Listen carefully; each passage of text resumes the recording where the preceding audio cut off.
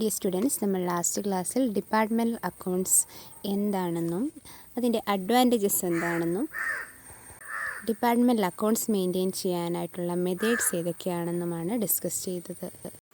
ഇന്നത്തെ ക്ലാസ്സിൽ departmental accounts maintain ചെയ്യുമ്പോൾ ഓരോ ഡിപ്പാർട്ട്മെൻറ്റിലെയും എക്സ്പെൻസ് ആൻഡ് ഇൻകം എങ്ങനെയാണ് അലോക്കേറ്റ് ചെയ്യുന്നതെന്നും അതുമായിട്ട് റിലേറ്റ് ചെയ്തിട്ടുള്ള ഒരു പ്രോബ്ലവുമാണ് ഡിസ്കസ് ചെയ്യുന്നത്.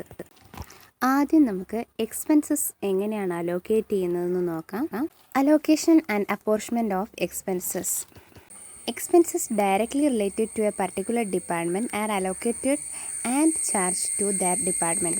അതായത് ഏതെങ്കിലും എക്സ്പെൻസ് ഒരു പർട്ടിക്കുലർ ഡിപ്പാർട്ട്മെൻറ്റുമായിട്ട് റിലേറ്റ് ചെയ്തതാണെങ്കിൽ അത് ആ ഡിപ്പാർട്ട്മെൻറ്റിലേക്ക് മാത്രം ചാർജ് ചെയ്യുക അല്ലെങ്കിൽ അലോക്കേറ്റ് ചെയ്യുക.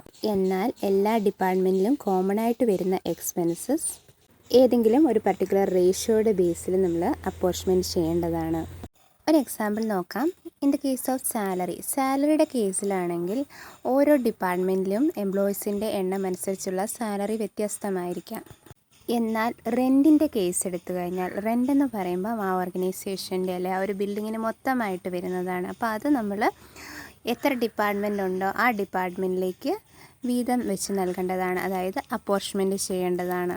ഇനി നമുക്ക് നോക്കാം ഏതൊക്കെ എക്സ്പെൻസാണ് എല്ലാ ഡിപ്പാർട്ട്മെൻറ്റിലുമായിട്ട് കോമൺ ആയിട്ട് വരുന്നതെന്നും അതെങ്ങനെയാണ് അപ്പോർച്ച്മെൻറ്റ് ചെയ്യേണ്ടതെന്നും. ഈ ഒരു ചാർട്ട് നോക്കുക. ഈ ചാർട്ടിൽ പറഞ്ഞിരിക്കുന്ന കാര്യങ്ങൾ നിങ്ങൾ ഇതേപോലെ തന്നെ പഠിച്ചു വെക്കുക. അങ്ങനെയാണെങ്കിൽ ഡിപ്പാർട്ട്മെൻറ്റൽ അക്കൗണ്ട്സ് മെയിൻറ്റെയിൻ ചെയ്യാൻ വളരെ എളുപ്പമായിരിക്കാം. ഫസ്റ്റ് വൺ നോക്കാം. ഐറ്റം ഓഫ് എക്സ്പെൻസിൽ ഫസ്റ്റ് വൺ. അതിൽ കുറച്ച് ഐറ്റംസ് തന്നിട്ടുണ്ട്. Advertisement, salesman salary and commission, selling expenses, after sale services, discount allowed, freight outwards, provision for discount on debtors, sales managers salary.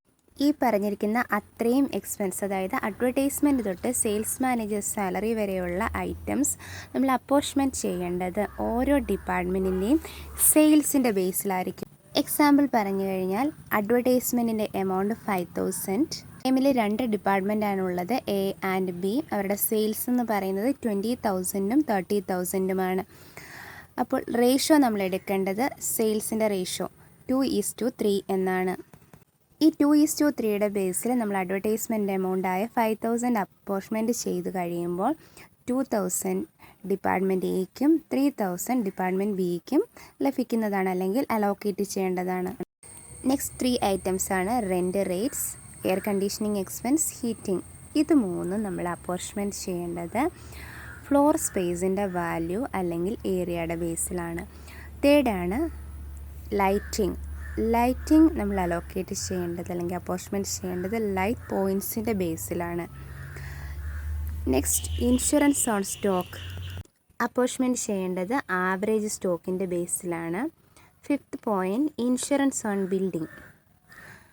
ഏരിയയുടെ ബേസിലാണ് അപ്പോർച്ച്മെൻറ്റ് ചെയ്യേണ്ടത്. Next insurance on plant and machinery.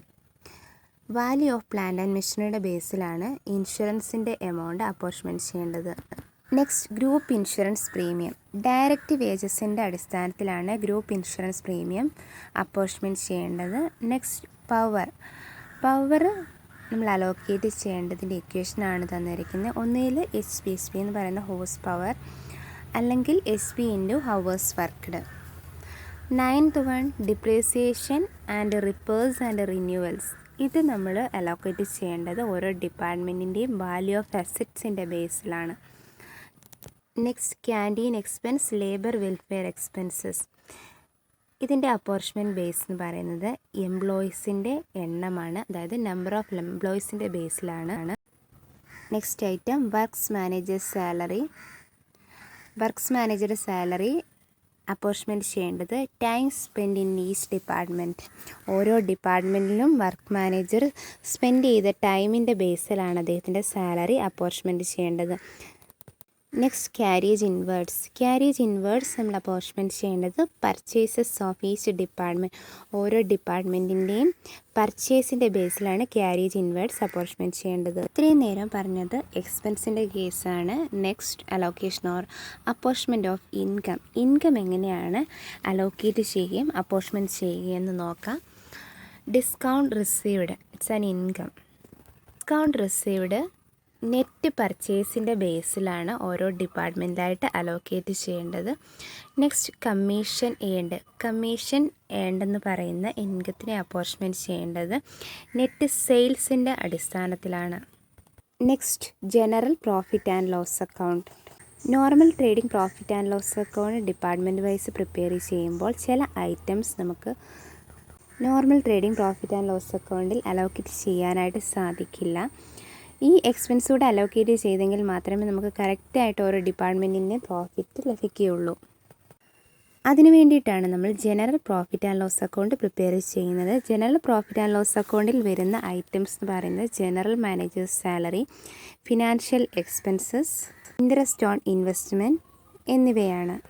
Profit and loss account prepare ചെയ്ത് കഴിഞ്ഞാൽ, അതായത് normal trading profit and loss അക്കൗണ്ടും prepare ചെയ്യണം, അതേപോലെ തന്നെ ജനറൽ പ്രോഫിറ്റ് ആൻഡ് ലോസ് അക്കൗണ്ടും പ്രിപ്പയർ ചെയ്തതിന് ശേഷം നമ്മൾ ബാലൻസ് ഷീറ്റ് പ്രിപ്പയർ ചെയ്യേണ്ടതാണ്. ബാലൻസ് ഷീറ്റ് പ്രിപ്പയർ ചെയ്യുമ്പോൾ നമ്മൾ ശ്രദ്ധിക്കേണ്ടതായിട്ടുള്ളൊരു കാര്യമെന്ന് പറയുന്നത്, ബാലൻസ് ഷീറ്റിൽ അസറ്റ്സ് ആൻഡ് ലയബിലിറ്റീസ് എഴുതുന്നുണ്ടെങ്കിൽ പല ഡിപ്പാർട്ട്മെൻറ്റിൻ്റെയും അസറ്റ്സും ലയബിലിറ്റീസും ഉണ്ടെങ്കിൽ അത് ഇന്നർ കോളത്തിൽ എഴുതിയിട്ട് ടോട്ടൽ ചെയ്തിട്ട് വേണം അസറ്റ്സ് ആണെങ്കിലും ലയബിലിറ്റീസ് ആണെങ്കിലും ഔട്ടർ കോളത്തിൽ കാണിക്കാൻ. ഒരു എക്സാമ്പിൾ പറഞ്ഞു കഴിഞ്ഞാൽ പ്ലാന്റ് ആൻഡ് മെഷീനറി ഡിപ്പാർട്ട്മെൻറ്റ് എക്ക് 50,000 ഡിപ്പാർട്ട്മെൻറ്റ് ബിക്ക് 1 lakhും ഉണ്ടെങ്കിൽ അത് രണ്ടും സെപ്പറേറ്റ് ആയിട്ട് ഇന്നർ കോളത്തിൽ കാണിച്ചതിന് ശേഷം ടോട്ടൽ എമൗണ്ടായ 1,50,000 വേണം ഔട്ടർ കോളത്തിൽ കാണിക്കാൻ. ഇനി നമുക്ക് ഡിപ്പാർട്ട്മെൻറ്റൽ അക്കൗണ്ട്സ് മെയിൻറ്റെയിൻ ചെയ്യുന്നത് എങ്ങനെയാണെന്ന് മനസ്സിലാക്കാൻ വേണ്ടിയിട്ട് ഒരു പ്രോബ്ലം നോക്കാം. ക്വസ്റ്റ്യൻ ഞാനൊന്ന് റീഡ് ചെയ്യാം. എ ഫേം ഹാസ് 2 ഡിപ്പാർട്ട്മെൻറ്റ്സ്, അതായത് ഒരു ഫേമിന് 2 ഡിപ്പാർട്ട്മെൻറ്റ്സ് ആണുള്ളത്, X and Y. During the year ended 31st December 1998 their books of accounts reveal the following. അതായത് 31st December 1998 ബുക്സ് ഓഫ് അക്കൗണ്ട്സിൻ്റെ ഡീറ്റെയിൽസ് ആണ് തന്നിരിക്കുന്നത്. ഇവിടെ ഓരോ ഡിപ്പാർട്ട്മെൻറ്റിലെയും ഐറ്റംസ് സെപ്പറേറ്റ് ആയിട്ട് തന്നിട്ടുണ്ട്. ഓപ്പണിംഗ് സ്റ്റോക്ക് ഡിപ്പാർട്ട്മെൻറ്റ് എക്സിന് 3,000, ഡിപ്പാർട്ട്മെൻറ്റ് വൈക്ക് 5,000. ഇനി നമ്മൾ ട്രേഡിംഗ് അക്കൗണ്ട് പ്രിപ്പയർ ചെയ്യുമ്പോൾ ട്രേഡിംഗ് അക്കൗണ്ടിൻ്റെ ഡെബിറ്റ് സൈഡിലാണ് ഓപ്പൺ സ്റ്റോക്ക് കാണിക്കേണ്ടത്. നമ്മൾ ഡിപ്പാർട്ട്മെൻറ്റ് എക്സും ഡിപ്പാർട്ട്മെൻറ്റ് വൈക്കും സെപ്പറേറ്റ് കോളം ഡ്രോൺ ചെയ്യണം. അതിൽ 3,000 5,000 സെപ്പറേറ്റ് ആയിട്ട് കാണിക്കേണ്ടതാണ്. ഈ ഓപ്പണിംഗ് സ്റ്റോക്കിൻ്റെ കേസ് മാത്രമല്ല, താഴെ ഈ കമ്മീഷൻ ഓൺ സെയിൽസ് വരെയുള്ള ഐറ്റംസ് അങ്ങനെയാണ് കാണിക്കേണ്ടത്. നെക്സ്റ്റ് ഐറ്റം പർച്ചേസസ് എഴുതുമ്പോൾ നമ്മൾ ശ്രദ്ധിക്കേണ്ട ഒരു കാര്യമാണ് റിട്ടേൺസ് ഉണ്ടോ എന്ന് നോക്കുക. ഇവിടെ പർച്ചേസസ് 32,000 45,000 പർച്ചേസ് റിട്ടേൺ 2,000 ആൻഡ് 5,000. നമ്മൾ എഴുതുമ്പോൾ പർച്ചേസസിൻ്റെ എമൗണ്ട് ഡിപ്പാർട്ട്മെൻറ്റ് എക്സിന് 32,000 നിന്ന് 2,000 റിട്ടേൺ ലെസ് ചെയ്തതിന് ശേഷമുള്ള എമൗണ്ടാണ് എഴുതേണ്ടത്, അതായത് 30,000. അതേപോലെ തന്നെ ഡിപ്പാർട്ട്മെൻറ്റ് വൈക്ക് 45,000 നിന്ന് 5,000 റിട്ടേൺ ലെസ് ചെയ്തിട്ടുള്ള എമൗണ്ട് വേണം, അതായത് 40,000 വേണം ഡിപ്പാർട്ട്മെൻറ്റ് വൈക്കും കാണിക്കാൻ. നെക്സ്റ്റ് സെയിൽസ് ആണ് തന്നിരിക്കുന്നത്. സെയിൽസിനും റിട്ടേൺസും തന്നിട്ടുണ്ട്. Sales 76,000 81,000, returns 6,000 1,000. സെയിൽസ് ഇൻകം ആയതുകൊണ്ട് ട്രേഡിംഗ് അക്കൗണ്ടിൻ്റെ ക്രെഡിറ്റ് സൈഡിലാണ് കാണിക്കേണ്ടത്. നെക്സ്റ്റ് ഐറ്റം ക്ലോസിംഗ് സ്റ്റോക്കും ട്രേഡിംഗ് അക്കൗണ്ടിൻ്റെ ക്രെഡിറ്റ് സൈഡിലാണ് കാണിക്കേണ്ടത്. Amount 5,000 and 3,000. Then wages trading അക്കൗണ്ടിലാണ് കാണിക്കേണ്ടത്, അതും ഡെബിറ്റ് സൈഡിലാണ് കാണിക്കേണ്ടത്. Amount 4,000 and 2,000.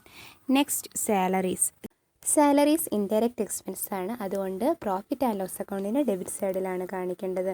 Next commission on sale, ഇതും എക്സ്പെൻസ് ആണ്, അതുകൊണ്ട് തന്നെ പ്രോഫിറ്റ് ആൻഡ് ലോസ് അക്കൗണ്ടിൻ്റെ ഡെബിറ്റ് സൈഡിൽ കാണിക്കേണ്ടതാണ്. Next the expenses not directly chargeable to any department, ഒരു പർട്ടിക്കുലർ ഡിപ്പാർട്ട്മെൻറ്റിന് മാത്രമായിട്ട് ചാർജ് ചെയ്യാത്ത എക്സ്പെൻസുകളാണ് തന്നിരിക്കുന്നത്.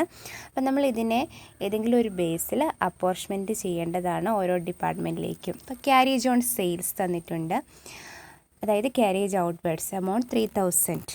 ക്യാരേജ് ഓൺ സെയിൽസ് എന്ന് പറയുന്ന ഐറ്റം നമ്മൾ അപ്പോർച്ച്മെൻറ്റ് ചെയ്യേണ്ട ബേസ് എന്ന് പറയുന്നത് ഓരോ ഡിപ്പാർട്ട്മെൻറ്റിൻ്റെയും നെറ്റ് സെയിൽസിൻ്റെ ബേസിലാണ്.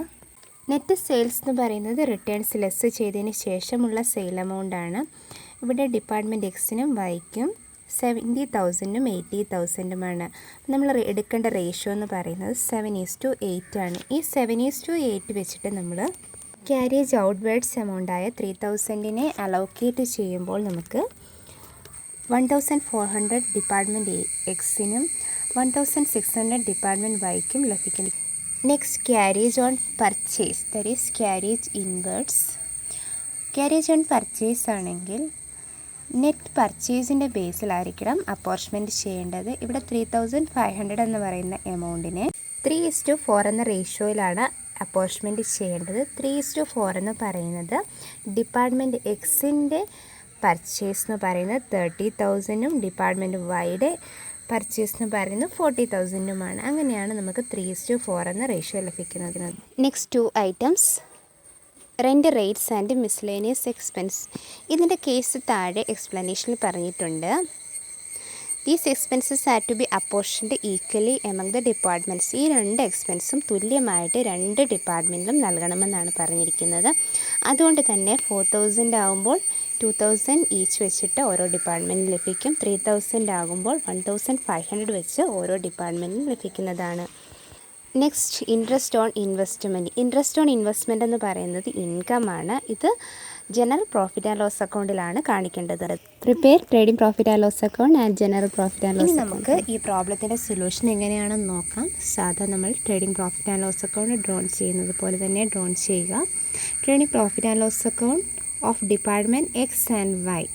ഇവിടെ നമ്മൾ ഓരോ ഡിപ്പാർട്ട്മെൻറ്റിൻ്റെയും എമൗണ്ട് കോളം കാണിക്കേണ്ടതാണ്. അതായത് പർട്ടിക്കുലേഴ്സ് കോളം കഴിഞ്ഞതിന് ശേഷം ഡിപ്പാർട്ട്മെൻറ്റ് എക്സ്, ഡിപ്പാർട്ട്മെൻറ്റ് വൈ, അതേപോലെ തന്നെ ക്രെഡിറ്റ് സൈഡിലും ഡിപ്പാർട്ട്മെൻറ്റ് എക്സിനും വൈക്കും സെപ്പറേറ്റ് എമൗണ്ട് കോളം കാണിക്കേണ്ടതാണ്.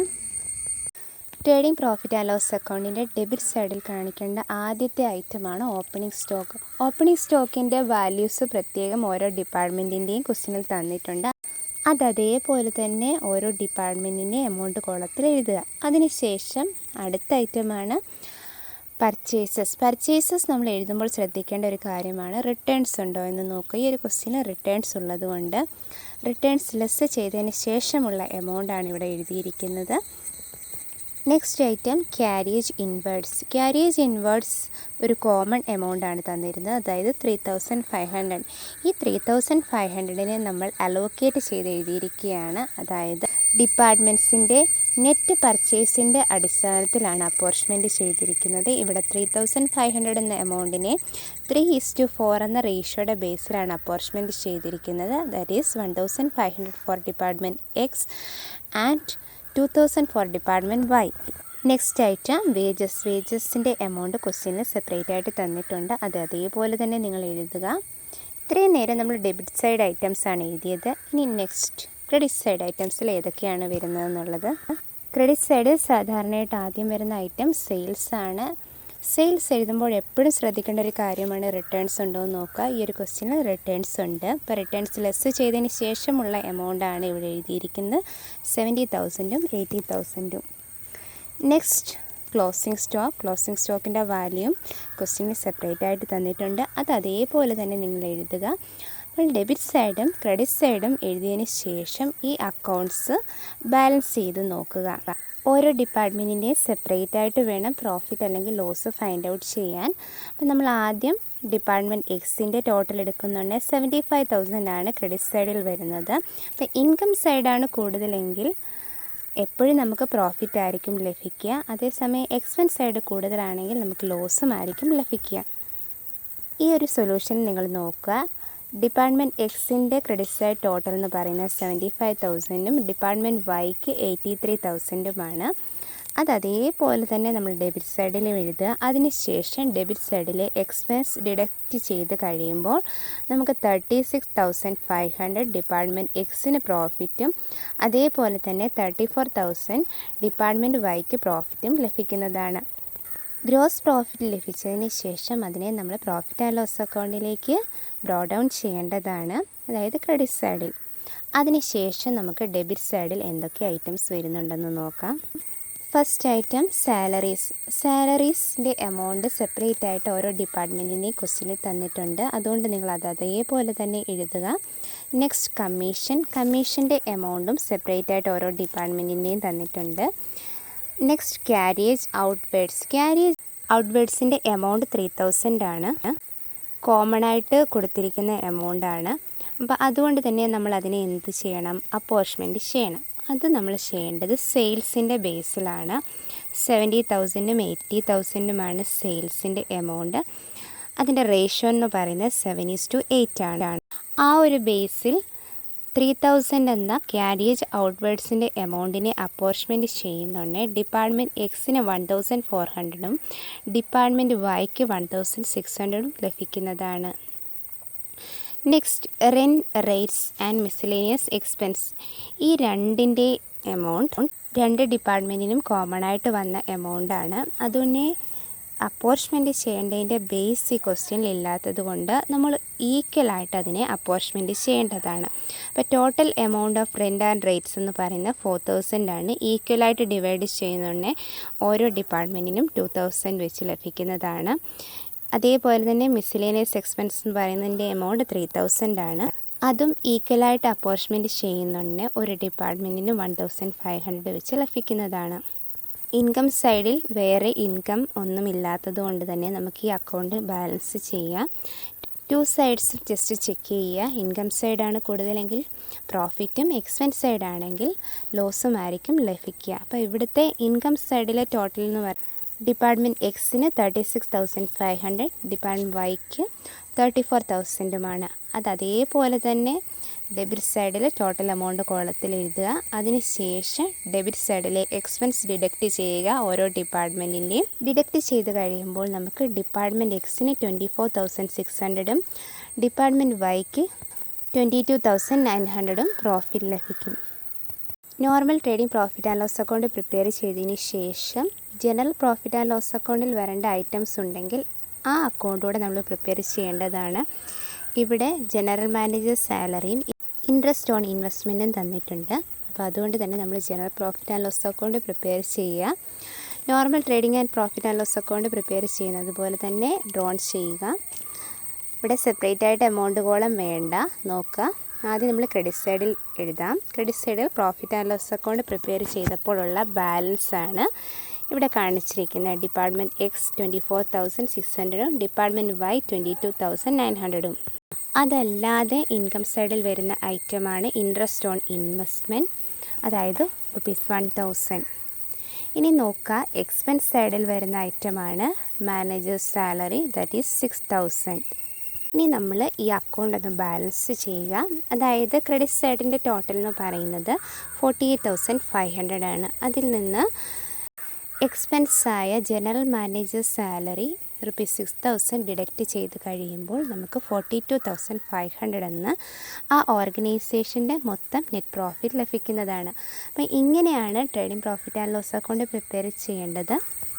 ആദ്യം നമ്മൾ trading profit and loss account prepare ചെയ്ത് ഓരോ ഡിപ്പാർട്ട്മെൻറ്റിനെയും സെപ്പറേറ്റ് ആയിട്ട് നെറ്റ് പ്രോഫിറ്റ് കാൽക്കുലേറ്റ് ചെയ്തെടുക്കേണ്ടതാണ്. അതിനുശേഷം general profit and loss account prepare ചെയ്യുമ്പോൾ ഓർഗനൈസേഷൻ്റെ മുഴുവൻ നെറ്റ് പ്രോഫിറ്റും ലഭിക്കുന്നതാണ്.